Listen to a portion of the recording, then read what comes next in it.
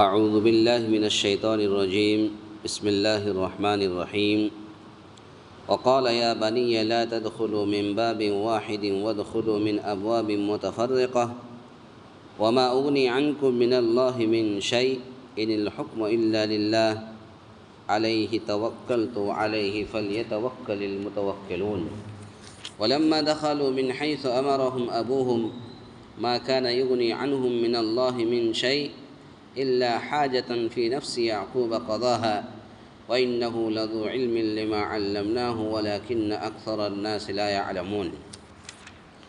اللہ رب العالمین نے ارشاد فرمایا وقال یا بنی، اور یعقوب علیہ السلام نے کہا اے میرے بچوں، تم سب ایک دروازے سے نہ جانا بلکہ الگ الگ دروازوں میں داخل ہو جانا۔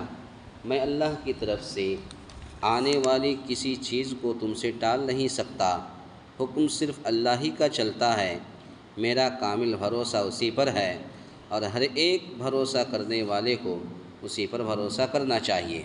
ولما دخلوا من حیث امرهم ابوهم، جب وہ انہیں راستوں سے جن کا حکم ان کے والد نے انہیں دیا تھا گئے، کچھ نہ تھا کہ اللہ نے جو بات مقرر کر دی ہے وہ اس سے انہیں ذرا بھی بچا لے، مگر یعقوب علیہ السلام کے دل میں ایک خیال پیدا ہوا کہ جسے اس نے پورا کر دیا۔ بلا شبہ وہ ہمارے سکھلائے ہوئے علم کا عالم تھا، لیکن اکثر لوگ نہیں جانتے۔ یہ سورہ یوسف کی آیت نمبر 67-68۔ گزشتہ کل کے درس میں کچھ باتیں بتائی گئی تھی اور وہ غلے کے سلسلے میں کہ ان کے بھائی گئے اور غلہ دیا، اور پھر دوبارہ کہا کہ اگر بنیامین کو ساتھ میں نہیں لے کر کے آئے تو اگلے بار غلہ تم کو نہیں ملے گا۔ تو پھر بنیامین کو بھی ساتھ میں حضرت یعقوب علیہ السلام نے بھیجا، پھر اور غلہ ملا۔ اس کے بعد پھر کیا ہوا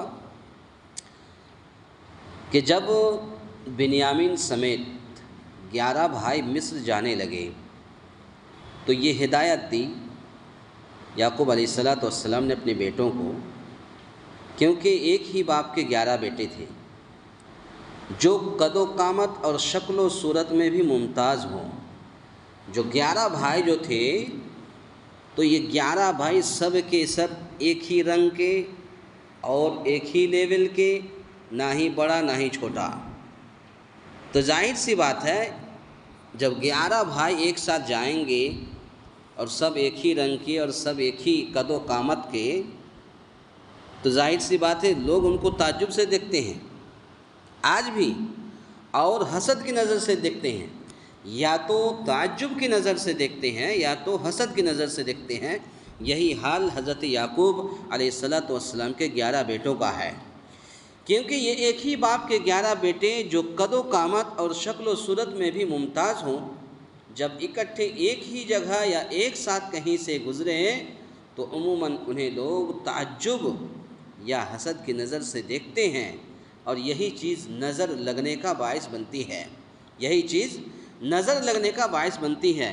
چنانچہ انہیں نظر بد سے بچانے کے لیے بطور تدبیر یہ حکم دیا کہ نظر کا لگ جانا حق ہے۔ 3 چیزیں ایسی ہیں جو حق ہے، قرآن و حدیث سے ثابت ہے۔ نمبر 1 نظر کا لگ جانا، نمبر 2 جادو کا اثر ہونا، اسی طریقے سے نمبر 3 شیطان یعنی جن شیطان کا اثر ہو جانا۔ یہ 3 چیزیں ایسی ہیں جو حق ہے اور قرآن و حدیث سے ثابت ہے۔ تو گویا کہ یہ نظر کا لگ جانا حق ہے، جیسا کہ نبی کریم صلی اللہ علیہ وسلم سے بھی احادیث سے ثابت ہے، اور یہ صحیح بخاری کی حدیث ہے، کوئی دوسری حدیث نہیں ہے کہ حدیث ضعیف ہے، صحیح بخاری کی حدیث ہے، آپ دیکھ سکتے ہیں۔ صحیح بخاری حدیث نمبر 5740 5740 کے اندر یہ حدیث موجود ہے۔ اللہ کے نبی صلی اللہ علیہ وسلم نے فرمایا العین حق، کہ نظر کا لگ جانا حق ہے، نظر کا لگ جانا یہ حق ہے۔ صحیح بخاری کتاب الطب کے اندر یہ حدیث موجود ہے۔ اسی طرح سے اللہ کے نبی صلی اللہ علیہ وسلم نے نظر بد سے بچنے کے لیے دعایا کلمات بھی اپنی امت کو بتلائے ہیں۔ کہ نظر کے لگ جانے سے پہلے یہ دعا پڑھ لیا کرو۔ کون سی دعا ہے؟ مثلا فرمایا کہ جب تمہیں کوئی چیز اچھی لگے، آپ کہیں بازاروں میں گئے، کسی کے گھر میں گئے، یا کہیں راستے میں کوئی چیز اچھی لگے تو آپ کہیں کہ بارک اللہ، آپ بارک اللہ کہیں۔ یہ موطا امام مالک کی حدیث ہے، حدیث نمبر 1286 1286 کے اندر یہ حدیث موجود ہے۔ جس کی نظر لگے، اب سنیے، جس کی نظر لگے اس کو کہا جائے کہ غسل کرے، اور اس کے غسل کا یہ پانی اس شخص کے سر اور جسم پر ڈالا جائے جس کو نظر لگ گئی ہو، جس کو نظر لگ گئی ہو، تو اس سے بھی نظر کا لگنا ختم ہو جاتا ہے۔ یہ اللہ کے نبی صلی اللہ علیہ وسلم کے دور میں ایسا ہوا ہے، اور آپ نے ایسا کیا ہے کہ جس کی نظر لگی، یعنی فاعل نظر لگایا کس نے، اس کو بلایا جاتا اور وہ غسل کرتے، اور وہ غسل کا پانی اس شخص کے جس کے اوپر نظر لگی ہے اس شخص کے سر اور جسم پر ڈالا جاتا تھا جس کو نظر لگی ہو۔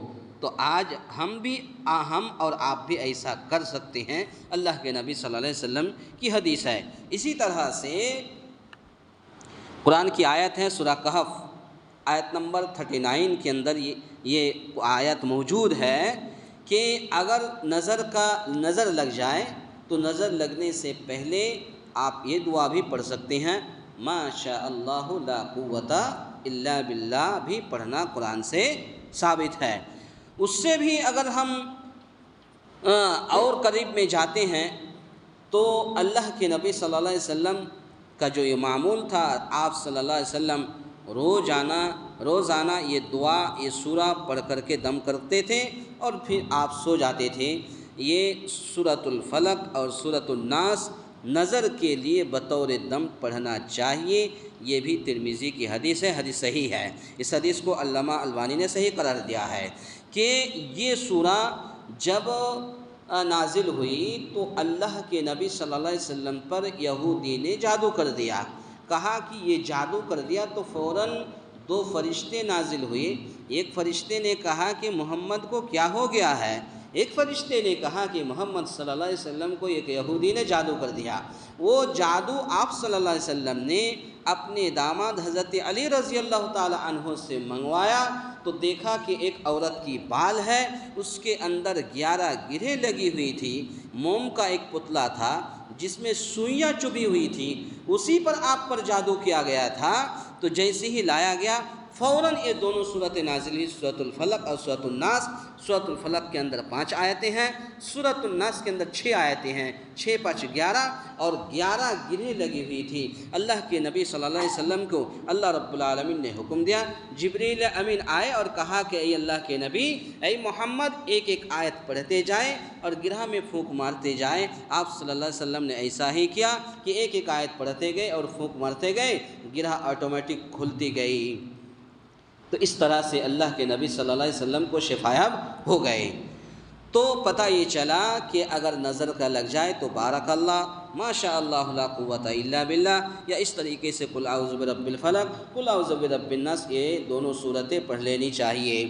اسی طرح سے یعنی یہ تاکید بطور ظاہری اسباب، احتیاط اور تدبیر کے ہیں۔ مثال کے طور پر آپ چھوٹے بچوں کو لے کر کے گھر سے نکلتے ہیں، چھوٹے بچوں کو نظر لگ جاتی ہے تو نظر کون لگاتا ہے؟ یہ گھر ہی کے، ہمارے گھر کے ہی عورتیں اور مرد حضرات نظر لگا دیتے ہیں۔ جب بچہ صحیح سالم رہتا ہے تو آپ اس کو دعائیہ کلمات دیجیے، ماشاء اللہ، الحمدللہ، بارک اللہ، بچہ اچھا ہے۔ اب جو لوگ نظر لگا دیتے ہیں، ہاں بچہ کتنا اچھا ہے، یہ ہے وہ ہے، اسی سے نظر لگ جاتا ہے، جس کی وجہ سے پھر بچہ رات بھر سوتا نہیں، روتا رہتا ہے۔ تو گویا کہ یعنی یہ تاکید بطور ظاہری اسباب، احتیاط اور تدبیر کے ہے، جسے اختیار کرنے کا انسانوں کو حکم دیا گیا ہے۔ آپ گھر سے نکلنے سے پہلے بچوں پر یہ دونوں صورتیں پڑھ کر کے دم کر دیں تو کسی کی نظر نہیں لگ سکتی۔ اس لیے اس سے اللہ کی تقدیر و قضا میں تبدیلی نہیں آ سکتی، ہوگا وہی جو اس کی قضا کے مطابق اس کا حکم ہوگا۔ اسی طرح سے اللہ رب العالمین نے فرمایا جب وہ انہیں راستوں سے جن کا حکم ان کے والد نے انہیں دیا تھا گئے، کچھ نہ تھا کہ اللہ نے جو بات مقرر کر دی ہے وہ اس سے انہیں ذرا بھی بچا لے، مگر یعقوب علیہ السلام کے دل میں ایک خیال پیدا ہوا جسے اس نے پورا کر لیا، یعنی اس تدبیر سے اللہ کی تقدیر کو ٹالا نہیں جا سکتا، اللہ کی تقدیر کو ٹالا نہیں جا سکتا، ہوگا وہی جو اللہ چاہتا ہے۔ مگر حضرت یعقوب علیہ السلام کے جی میں جو نظر بد لگ جانے کا اندیشہ تھا، اس کے پیش نظر انہوں نے ایسا کہا، یعنی یہ تدبیر وحی الہی کی روشنی میں تھی، اور یہ عقیدہ بھی حذر احتیاطی تدبیر قدر کو نہیں بدل سکتی، اللہ تعالیٰ کے سکھلائے ہوئے علم پر مبنی تھا، جسے اکثر لوگ بے بہرا ہے۔ پتہ یہ چلا کہ یہ حقیقت ہے اور حقیقی ہے کہ اللہ کے نبی صلی اللہ علیہ وسلم جب بھی کہیں جاتے تھے، آپ صلی اللہ علیہ وسلم اپنے نواسا کو لے کر کے کہیں جاتے تھے، آپ صلی اللہ علیہ وسلم یہی دعا، یہی سورہ قل اعوذ برب الفلق، قل اعوذ برب الناس پڑھ کر کے دم کرتے تھے، پھر باہر لے جاتے تھے تو کسی کا نظر نہیں لگتی تھی۔ تو آج ہم بھی اگر ایسا کریں گے تو بچوں کا نظر کا لگ جانا بند ہو جائے گا۔ تو آج کے درس کا خلاصہ کلام یہ ہے کہ اللہ کے نبی صلی اللہ علیہ وسلم نے فرمایا العین حق، نظر کا لگ جانا حق ہے، تو انسان کو دعا دینی چاہیے، کوئی چیز اچھی لگے تو بارک اللہ، ما شاء اللہ لا قوت الا باللہ، یا اس طریقے سے یہ دونوں صورتیں پڑھ کر کے دم کر دینی چاہیے۔ اللہ تعالیٰ سے دعا ہے یا الہ العالمین ہم تمام مسلمانوں کو کہنے سننے سے زیادہ نیک عمل کرنے کی توفیق عطا فرمائے، آمین۔ اقول قولی ھذا استغفر اللہ لی ولکم ولسائر المسلمین واستغفروہ انہ هو الغفور الرحیم۔